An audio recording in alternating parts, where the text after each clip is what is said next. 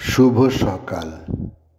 আজ 5ই অগ্রহায়ণ 1432, ইংরাজির 22শে নভেম্বর 2025। শরৎচন্দ্র বসু, সুভাষচন্দ্র বসু সহ আরও অনেক প্রখ্যাত ব্যক্তির শিক্ষাগুরু ছিলেন বেণীমাধব দাস। দর্শন ছাড়াও তিনি অর্থনীতি ও ইতিহাসে ছিলেন পণ্ডিত। ব্রাহ্ম নেতা মনীষী কেশবচন্দ্র সেনের প্রভাবে তিনি ব্রাহ্ম সমাজে যোগদান করেছিলেন। 22শে নভেম্বর 1886 বর্তমান বাংলাদেশের চট্টগ্রাম জেলার শেওড়াতলী গ্রামে জন্মগ্রহণ করেন বেণীমাধব দাস। 22শে নভেম্বর 1916 কুমিল্লার ব্রাহ্মণবেড়িয়ায় জন্মগ্রহণ করেন বিপ্লবী শান্তি ঘোষ।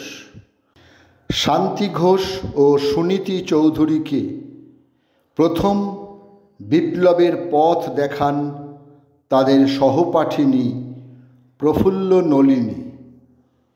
অষ্টম শ্রেণীতে পড়া অবস্থায় ম্যাজিস্ট্রেট স্টিফেনকে গুলি করে হত্যা করেন এবং তাদের জেল হয়। আপন জীবন কাহিনী তিনি তুলে ধরেছেন অরুণবহ্নি নামক একটি বইতে। একজন ভারতীয় রাজনীতিবিদ ও উত্তরপ্রদেশের প্রাক্তন মুখ্যমন্ত্রী মুলায়ম সিং যাদবের আজ জন্মদিন। 22শে নভেম্বর 1939 উত্তরপ্রদেশের ইটাওয়া জেলায় তাঁর জন্ম হয়।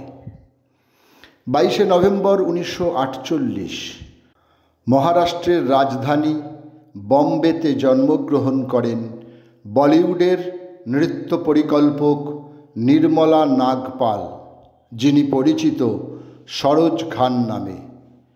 40 বছরের কর্মজীবনে তিনি 2000-এরও বেশি নৃত্য পরিকল্পনা করেছেন। 1950 সালে মাত্র 3 বছর বয়সে সিনেমায় তাঁর কাজ শুরু হয়েছিল। স্বাধীনভাবে নৃত্য পরিকল্পক হিসেবে তাঁর প্রথম কাজ 1978 সালে গীতা মেরে সীতা সিনেমাতে।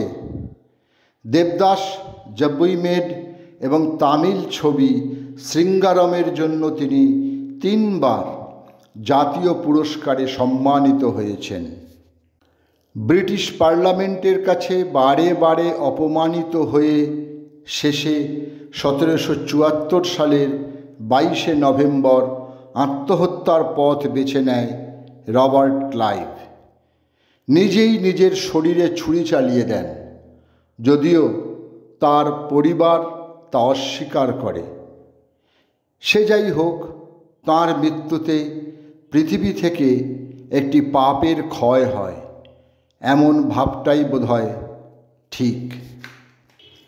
বিপ্লবী সত্যেন্দ্রনাথ বসু ছিলেন ভারতীয় উপমহাদেশের ব্রিটিশ বিরোধী স্বাধীনতা আন্দোলনের একজন অন্যতম ব্যক্তিত্ব এবং অগ্নিযুগের বিপ্লবী।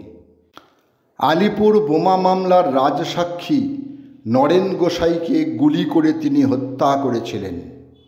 সেই কারণে 22শে নভেম্বর 1908 প্রেসিডেন্সি জেলে তাঁর ফাঁসি হয়। হেমাঙ্গ বিশ্বাস ছিলেন একজন ভারতীয় গায়ক, গীতিকার, সুরকার এবং বামপন্থী রাজনৈতিক কর্মী।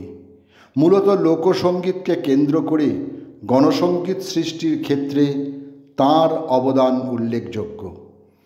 ভাটিয়ালি গানেও তিনি নতুন মাত্রা সংযোজন করেছিলেন। আজ তাঁর মৃত্যুদিন। 22শে নভেম্বর 1987 75 বছর বয়সে তাঁর মৃত্যু হয়। অসীমা চট্টোপাধ্যায় ছিলেন একজন ভারতীয় জৈব ও উদ্ভিদ রসায়নবিদ। তিনি ভিঙ্কা অ্যালকালয়েডের গবেষণা করেন এবং ম্যালেরিয়া ও মৃগী রোগের ওষুধ প্রস্তুত করেন। 22শে নভেম্বর 2006 89 বছর বয়সে কলকাতায় তিনি শেষ নিঃশ্বাস ত্যাগ করেন।